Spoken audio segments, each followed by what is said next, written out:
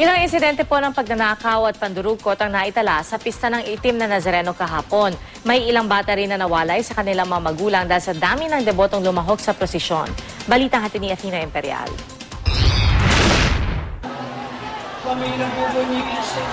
Sa dami ng mga deboto, di nakapagtatakang maraming mawalan ng malay dahil sa siksikan, tindi ng init at kakulangan sa malalanghap na hangin.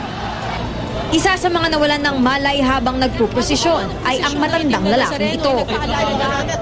Hindi raw makausap ng maayos ang pasyente ayon sa mga medical volunteer. Pero nabanggit nitong isa siyang security guard at wala pa raw siyang tulog mula sa kanyang trabaho.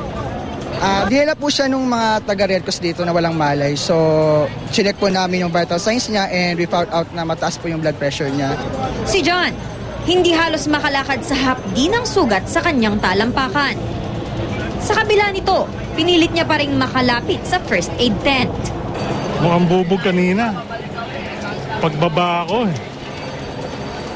Hindi mo na mamalayan dahil ano na halo-halo na Gamot sa inyo, maglalakad pa rin kayo? Balik pa rin, tuloy pa rin. Panata Itong taong gulang na batang si Kenneth. Nahiwalay na nga sa kanyang nanay, nanakawan pa ng backpack. May nag-ano sa'yo dito? May nagdala?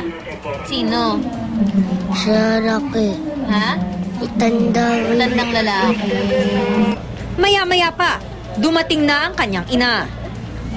May kapansanan pala ang ina ni Kenneth. Isang volunteer ng Basilika ng Nazareno ang tumulong kay Ate Gina para matagpuan ang anak. Laking pasalamat na lang nito na hindi nasaktan ang kanyang anak. Nawawala rin ang 18 taong gulang na anak ni Mary Jane na may kapansanan umano sa pag-iisip. Kasi po pauwi na po kami. Hindi namin alam na sumalubong sa amin yung tao na nagkanda ipit-ipit kami. Sa Plaza Miranda Police Community Precinct, 8 ang naitalang kaso ng pandurukot. Iba pa ang pagnanakaw sa bag ng batang si Kenneth.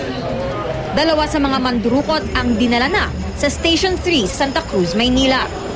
Athena Imperial, GMA News.